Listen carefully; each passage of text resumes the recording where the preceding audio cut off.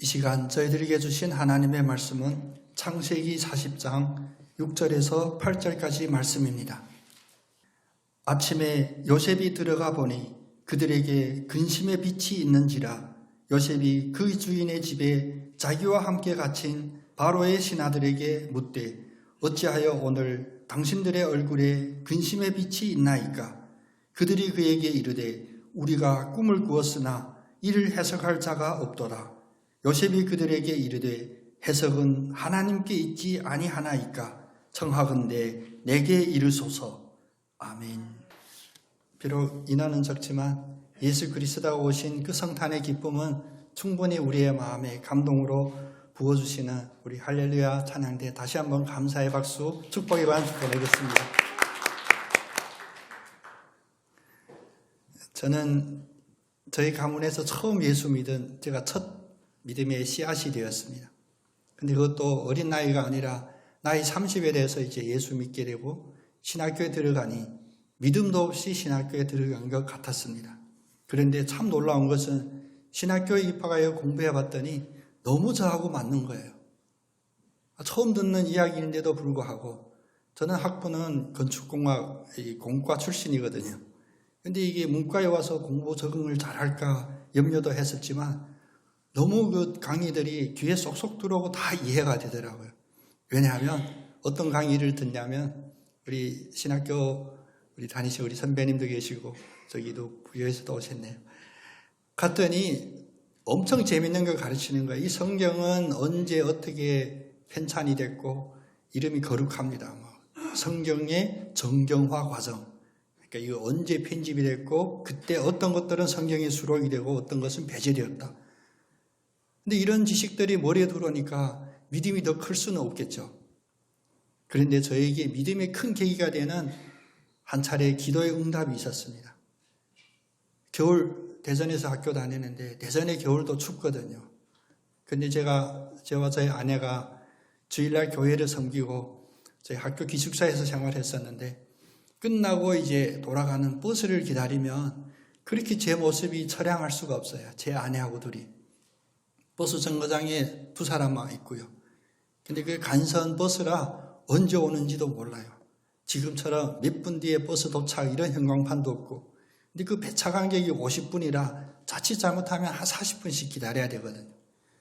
이게 서 있는데 신학교에서 배운 신약결론, 구약결론이 머리에 떠오르는 게 아니라 처음으로 기도하면 어떨까 이런 생각이 드는 거예요. 근데 하도 어려우니까 늘 보면 기도는 우리가 어려운 상황 속에서 시작되는 것 같아요. 그래서 제 아내하고 제가 그랬어요. 우리 기도하면 버스가 올까? 제 아내 믿음이 저보다 더 좋거든요. 무조건 오지 그러는 거예요. 근데 눈빛이 살짝 흔들렸어요. 그럼 기도하자. 어떻게 기도하냐? 버스 빨리 보내주세요. 이렇게만 기도하자. 그래서 둘이 기도했는데 몰라 제 아내는 어떻게 기도했는지. 저는 제가 내뱉은 말 그대로 하나님 버스 빨리 보내주세요. 예수님의 이름으로 기도합니다. 그리고 눈을 떴는데 빈 버스가 정거장에 딱 들어온 거예요. 여러분 자기 일이 아니라고 이럴 때 할렐루야도 안 하시네. 빈 버스가 딱 왔는데 진짜 놀래가지고요. 좀 이렇게 설교에서 드릴 말씀은 아는데 지릴 뻔했어요. 요즘 애들 말로 하면. 너무 놀랍잖아요. 아니 그냥 하나님 버스 빨리 보내주세요. 어찌 보면 장난기 같은 이런 기도에 하나님이 그것도 즉각 응답해 주셔서 그 종점도 아니거든요. 중간에 애매한 위치에 있는데 아예 빈 버스가 딱 들어오는 거예요. 버스에 왔는데 이게 실감이 안 나가요. 제 아내한테 기도했냐 했더니 기도했대요. 그것이 제가 기도하면서 처음 기적같이 느껴졌던 첫 번째 기도입니다. 그 후에도 또 한 번 그 자리 똑같은 자리에서 제 아내와 오늘도 기도하면 버스 올까? 했더니 제 아내가 올 거라는 거예요. 또 기도했는데 그때도 빈 버스가 왔었어요. 그 후로는 다시 그런 기도를 안 드렸습니다. 제가 주의 종이 되겠다고 어떤 마음을 크게 품었는지는 모르지만 주님이 직접 저에게 역사하는 이런 기적과 같은 영적인 감동은 그때 이 미약하지만 매우 구체적이지만 작은 기도에서 저에게 감동을 주었어요. 그래서 저는 여러분은 아까 할렐루야도 안 해주시고 공감도 안 해주셨지만 저는 저에게 있어서는 그번에 그 기도가 기적과 같은 일이었습니다. 물론 오늘까지 제가 목사 안수 받고 20년 되는데 저에게 일어났던 많은 기적과 같은 간증들이 있습니다. 그리고 제가 그동안 만났던 성도님들과 제 주변의 사람들을 통하여 수많은 기적과 같은 일들이 있는데 구체적으로 세어보지는 않았지만 아마 수백 개 이상의 기적이 될 겁니다. 병원에서 의사가 이제는 호흡기 떼고 내일 장례 준비했으면 좋겠다. 그래서 제가 모셨던 선배 목사님들은 다 임종 기도까지 해드렸어요. 근데 제 마음에는 아니다. 남편 또 혹은 그 아내를 붙잡고 오늘 호흡기만 떼면 당신이 죽인 거야. 막 제가 막말을 하면서 말렸던 그분들. 여러분이 아직도 생전에 계십니다. 벌써 그게 16년, 15년 전 일인데 이런 기적과 같은 일들이 저에게 있음으로 말미암아 저는 부족하지만 하나님께서 늘 이 자리 지키게 하시고 또 하나님의 이 말씀을 간증할 수 있는 자리에 저를 지켜준 줄로 믿습니다. 일상의 생활 속에서 여러분들에게도 저와 비슷한 또 아니면 저보다 더 강력한 이런 기적의 체험들이 있을 텐데 이런 체험들이 날마다 더 풍성해지는 복된 여러분 되시기를 축복합니다. 예, 아멘 3명만 했는데 아멘 안 하신 분들에게 제가 질문하겠습니다. 여러분의 삶 속에 이런 기적이 일어나시기를 원하십니까? 아마도 2023년에 들어본 질문 중에 가장 어처구니 없고 허망한 질문일 수도 있어요. 누군들 삶 속에서 기적이 일어나기를 원치 않겠습니까? 오늘 요셉의 이야기는 요셉에게 있어서도 기적이 일어나는 그런 순간이었습니다. 요셉이 오늘 이 이야기가 있기 그 전까지는 요셉의 삶은 비참하기 그지없었습니다. 추운 겨울날 버스 정류장에서 버스를 기다리는 그런 심정 비교할 수 없는 처참한 상황이에요. 형제들에게 팔렸고 배신당하고 또 노예로 팔려갔는데 그냥 시키는 일만 열심히 하면 되는 줄 알았는데 유혹도 오고 결국에는 억울하게 감옥에도 갇히고 그런 삶을 한순간도 기적이라고 이야기할 수가 없는 요셉에게 오늘 기적이 일어납니다. 누군가가 자기의 꿈을 해석하는 사람이 없어서 마음에 근심하는 사람들이 있었습니다. 왕실의 높은 자리에 있었던 두 신하거든요. 그들의 얼굴에 근심하는 빛이 있으니 요셉이 묻습니다. 당신들의 얼굴에 왜 근심하는 빛이 있습니까? 그들이 말해요. 꿈을 꿨는데 두 사람이 다 똑같은 꿈을 꿨는데 이 꿈을 해석할 사람이 없어서 근심합니다. 그때 요셉이 그들에게 말합니다. 여러분 8절 말씀을 보면 해석은 하나님께 있지 아니하나이까. 요즘 우리 쉬운 말로 말하면 꿈의 해석은 하나님이 하시는 일인데 왜 근심하십니까? 그러면서 그 더 중요한 한마디 청하건대 내게 이르소서 저에게 한번 말씀해 보십시오. 근데 요셉의 일생을 우리가 알지만 요셉이 전에는 자기가 꿈을 해몽하는 은사가 있는 줄 몰랐어요. 왜? 그런 일을 해본 적이 없거든요. 우리가 해본 적이 없는 내가 경험하지 못한 그 일에 도전하는 것이 바로 기적의 첫 시작임을 우리가 기억하기를 원합니다. 우리가 살다 보면 우리가 해본 일, 내가 경험했던 일, 특히 나에게 익숙했던 일들에 우리는 쉽게 접근해요. 그래서 어려운 일을 만났을 때 왜 주저하고 선택에 방황하게 되냐? 내가 겪어보지 못한 일이기 때문에 주저하고 방황하거든요. 그런데 요셉은 오늘 자기가 한 번도 해보지 않았던 꿈을 해석하는, 해몽하는 이 일에 도전합니다. 그의 이 믿음, 그의 이 확신, 그의 이 담대함은 어디서 왔을까요? 우리가 지난 시간까지 요셉의 형통의 원리들을 쭉 살펴보고 있었는데 여러분 기억하시죠? 요셉의 형통의 세 번째 원리가 무엇이었습니까? 바로 하나님의 주권과 하나님의 사랑에 대한 확신이었습니다. 여러분을 사랑하는 하나님, 우리는 세상에 눈에 보이고 손에 만지는 것이 너무나 긴박하여 우리 앞에 있어서 하나님을 잊고 세상 일에 빠질 때가 많이 있었습니다. 그리고 우리가 우리 자신을 거짓으로 위로합니다. 그래도 나는 열심히 살고 있어.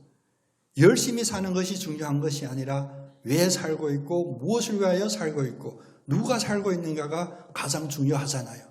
그런데 우리를 만드시고 우리를 사랑하시고 우리와 함께 하시는 하나님이 느껴지지 않고 늘 우리 눈앞에 있는 문제들만 우리가 감각하게 되고 그 때문에 염려하고 두려워했던 우리들, 하나님 그냥 그대로 내버려 두지 아니하셨습니다. 그래서 직접 우리와 똑같은 육신을 입으시고 이 땅에 내려오셔서 성육신 되신 하나님의 사랑을 우리에게 보내주시는 바로 이 성탄절이 바로 그런 영적인 계절이죠. 하나님의 사랑과 하나님의 주권에 대한 확신이 있으면 우리에게는 기적의 첫 시작이 되게 됩니다. 왜 나에게는 이런 기적들이 일어나지 않을까? 혹시 이런 안타까운 그런 질문들이 여러분의 뇌리에 떠오르게 된다면 하나님의 사랑과 하나님의 주권에 대한 확고한 믿음으로 이겨나가시는 여러분 다 되시기를 원합니다. 오늘 두 번째 어이없는 질문. 여러분 과연 믿음이 있으십니까? 우리 신권사님 믿음이 제일 큰 줄로 믿습니다. 여러분 다 쑥스러워서 아니면 너무나 당연한 질문, 아니 믿음이 없으면 이 눈길에 이 추운 날 모두가 다 즐거운 시간을 보내고 있는 이 크리스마스 전날에 왜 교회에 왔을까 생각할지 모릅니다. 그런데 우리가 누군가의 간증을 듣거나 우리가 유튜브에서든지 또 우리 목사님처럼 버스가 없을 때 기도했더니 빈 버스가 오더라 뭐 이런 이야기 들을 때 여러분은 인정하고 싶지 않겠지만 저는 압니다. 여러분의 마음 한구석에 나에게도 저런 믿음이 저런 일들이 일어났으면 좋겠다 이런 생각이 들거든요. 그런데 여러분 그런 마음을 믿음의 고백으로 승화시켜 본 적은 있으십니까? 예를 들면 저에게 믿음을 더하여 주세요. 이런 간절한 기도로 기도드려 본 적이 있으십니까? 마가복음 9장에 보면 예수님이 한 사람을 만나요. 그 사람은 누구냐? 귀신 들린 아들 때문에 괴로워하고 그 아들을 위하여 안달 속에서 자기 목숨마저도 아들 위하여 바칠 수 있다고 결단하는 사랑이 가득한 그런 아버지였습니다. 그런데 그 아버지의 사정을 아시는 주님께서는 그에게 뭐라고 말씀하시냐? 믿는 자에게는 능치 못할 일이 없느니라 라고 선포하신 거예요. 우리가 그처럼 좋아하고 우리가 늘 기억하고 있는 그 선포의 말씀이 어떤 상황에서 일어났냐? 바로 이 귀신 들린 아들 때문에 주님을 찾았던 그 아버지에게 선포됐던 그 말씀입니다. 믿는 자에게 능하지 못할 일이 없느니라. 근데 이 선포 앞에서 그 아버지의 대답을 보면 제가 믿나이다. 나의 믿음 없는 것을 도와주소서. 문제 때문에 주님 앞에까지 나옵니다. 문제 때문에 얼마나 많은 기도를 드렸겠습니까? 또 문제 때문에 얼마나 믿음을 의지하고자 하는 결단을 했겠습니까? 그런데 믿는 자에게 능치 못함이 없으리라 라고 선포할 때 그 아버지는 주님께 고백합니다. 저에게 믿음이 없음을 도와주소서. 이 아버지의 이 고백은 매우 투명하지만 매우 심오한 그런 통찰력을 요구하는 그런 고백입니다. 우리 자신을 돌아보면 제 자신도 마찬가지입니다. 저에게 믿음이 없음을 주님 앞에 고하고 저의 믿음 없음을 불쌍히 여겨주시고 나의 믿음이 없음을 도와주세요라는 이런 기도 잘 드리지를 못했습니다. 문제 만나면 너무 단도직입적으로 부르짖습니다. 하나님 이 문제 해결해 주세요. 하나님 이 문제를 해결해 주세요. 또 이 문제를 급박하게 당장 빨리 해결해 주세요.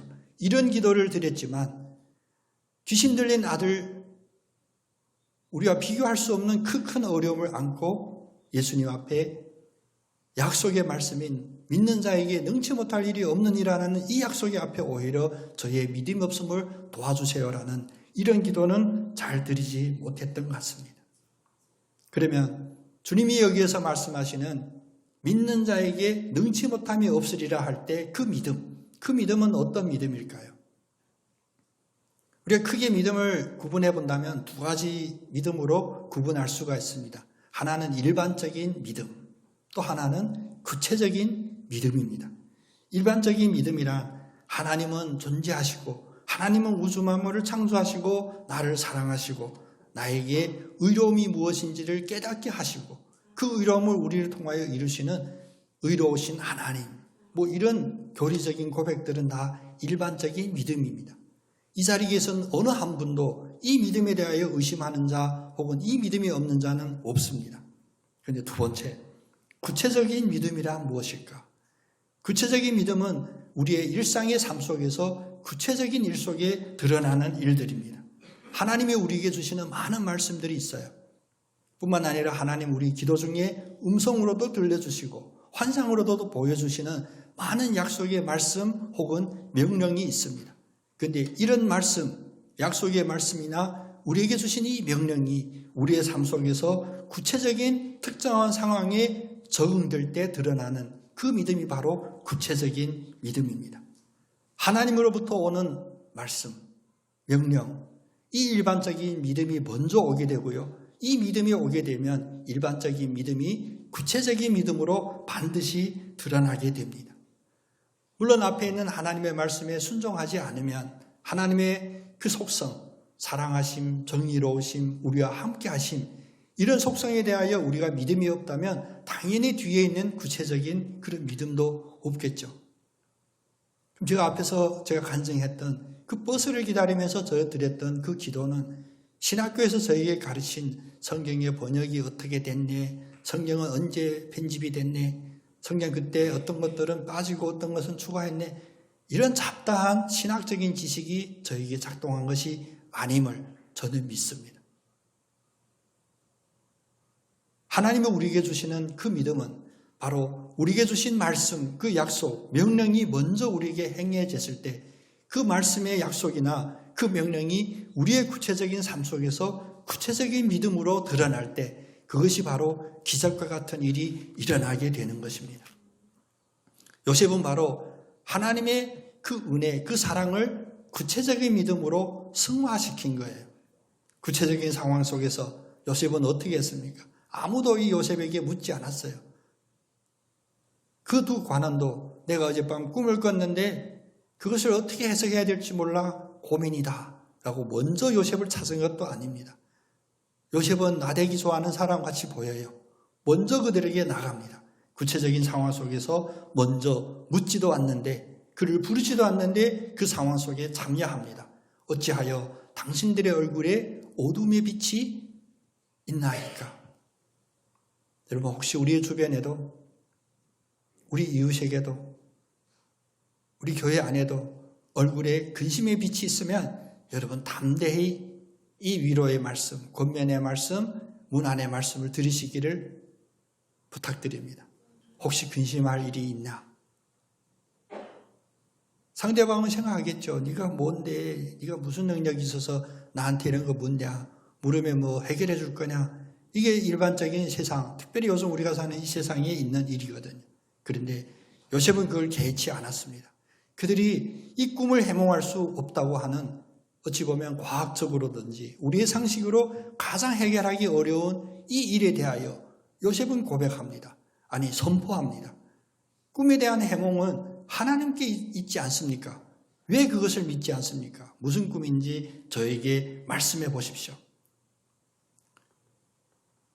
요셉이 일반적인 믿음을 이런 구체적인 상황 속에서 구체적인 믿음으로 우리가 흔히 말하는 기적으로 승화시키는 그 근본적인 이유가, 그 근거가 어디에 있냐면 하나님이 자기와 함께 하심에 대한 확신이 있었어요.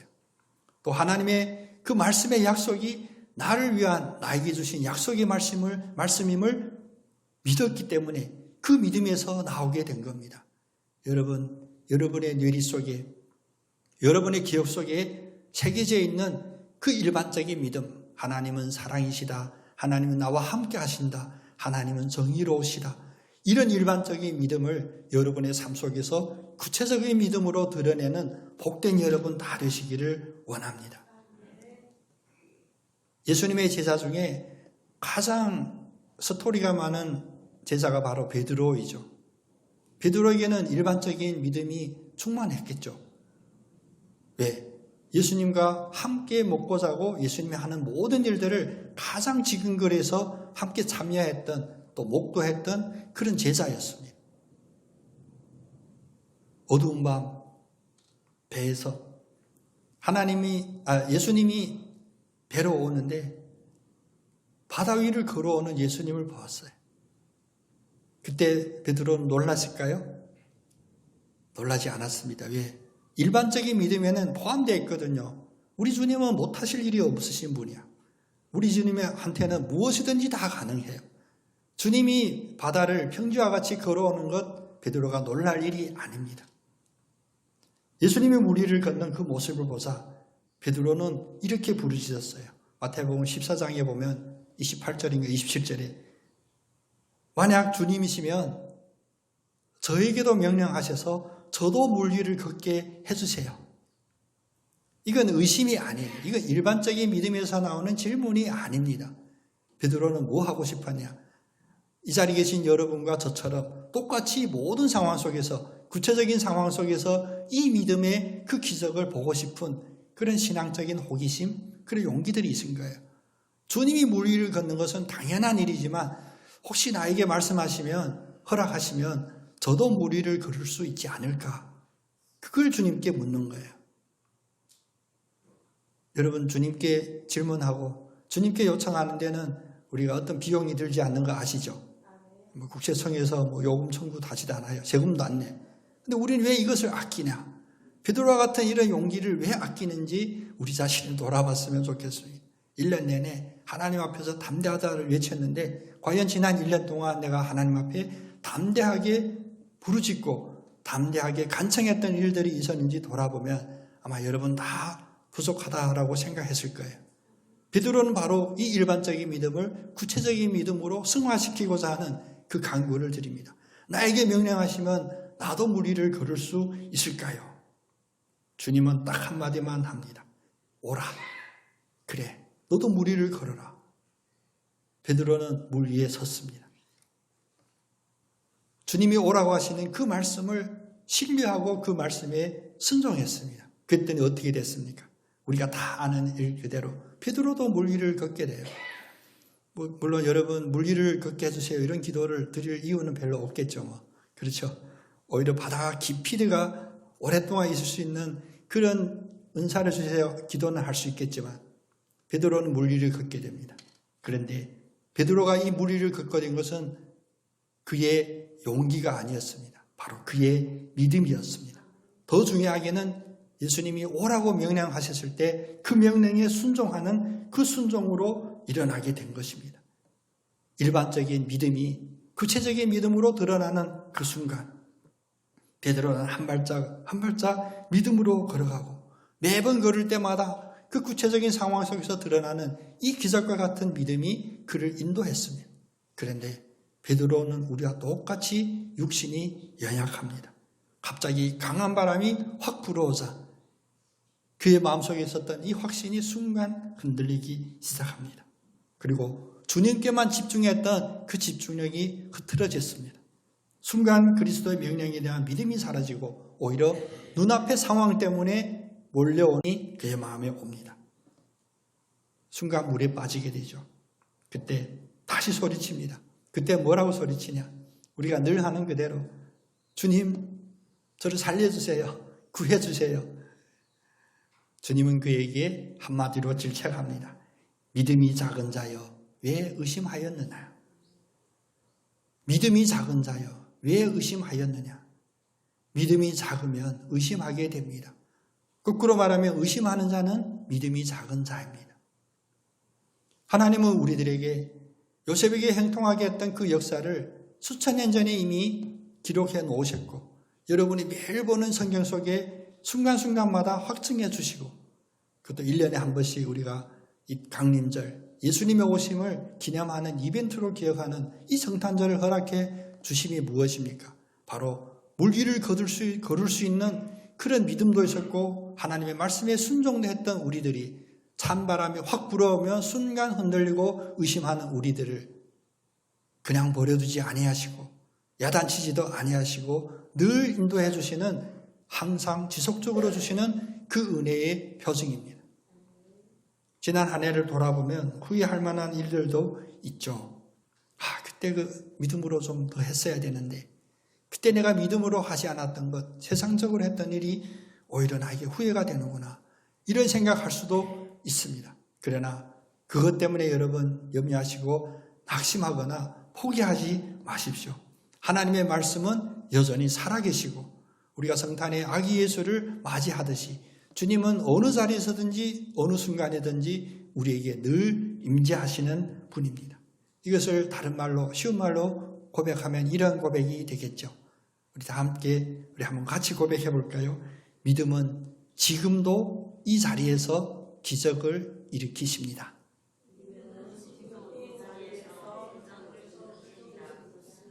아멘. 이 고백을 마음판에 새기면 사라지는 게 몇 가지가 있습니다. 첫 번째, 무엇이 사라지냐?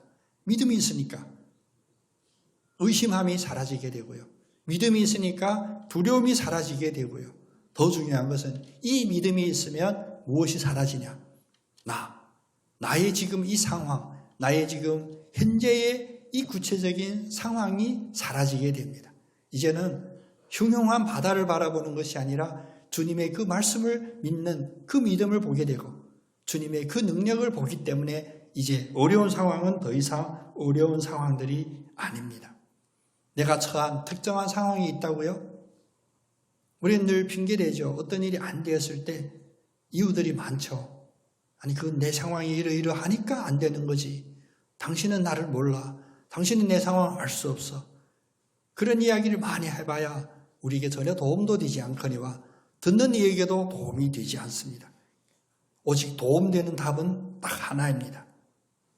주님은 우리가 어떠한 상황에 처해 있든지 우리가 믿음으로 그 발자국을 내디딜 수 있는 필요한 말씀, 필요한 명령, 필요한 은혜를 우리들에게 다 주셨습니다.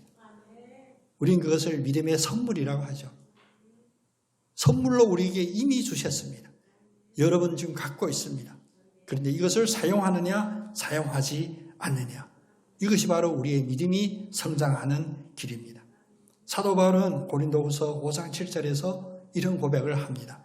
우리가 믿음으로 행하고 보이는 것으로 행하지 아니함이라. 바울이 어떻게 고백했다고요? 우리는 믿음으로 사는 것이지 눈에 보이는 것으로 사는 것이 아니다. 이 고백이 여러분의 고백이 되기를 원하시면 아멘 한번 하시기를 원합니다. 지금까지 우리는 눈에 보이는 것으로 살았다면 눈에 보이지 않는 것도 살 수 있는 그 믿음의 삶을 한번 살아보시기를 원합니다. 삶 속에서 누구나 다 기적이 일어나기를 원한다면 특히 이 말씀을 붙잡아야 됩니다. 내가 안 해봤던 것, 안 해봤으니까 우리에게 기적이죠. 내가 확신이 없었던 것, 아니면 내 능력으로 불가능하다고 생각했던 것, 그런 것이니까 기적이 일어나는 일이죠. 여러분 이제 눈에 보이지 않지만 확실히 존재하고 계시는 예수 그리스도의 동양하심과 하나님이 이미 말씀으로 주신 그 말씀의 약속을 붙잡고 승리하는 여러분 되시기를 원합니다. 아니 하나님 구체적인 상황에 구체적인 말씀을 어떻게 주셨냐고요? 우리에게 주신 66권의 성경은 순간순간마다 살아서 여러분과 말씀하는 것을 믿으시기를 원합니다. 제가 신학교 입학할 때 가장 궁금했던 것이 나의 특정한 이 상황 속에 특정한 어느 말씀이 필요할까? 그 질문이었어요. 이 질문을 가지고 오랜 시간 동안 고민했습니다. 예를 들면 내가 버스를 기다린다고 하면 버스를 기다릴 때 그 상황에 맞는 말씀은 어디에 있을까? 이건 인간적인 잔머리입니다. 우리가 너무나 상투적으로 많이 들어왔고 우리가 말씀을 붙잡고 기도합니다라는 이 말씀이 여러분의 살아있는 믿음이 되기를 원합니다. 여러분 펼치는 그 성경에 여러분 아무런 생각이 없이 우연하게 듣는 어떤 기독교 방송이나 기독교 TV나 모든 말씀은 전혀 헛되게 아무 의미 없이 여러분에게 주실 수 없습니다. 여러분의 상황 속에 말씀이 생각나게 하시는 그 성령님이 역사할 때 그 말씀을 붙잡으시기를 원합니다. 그 말씀이 뭐냐?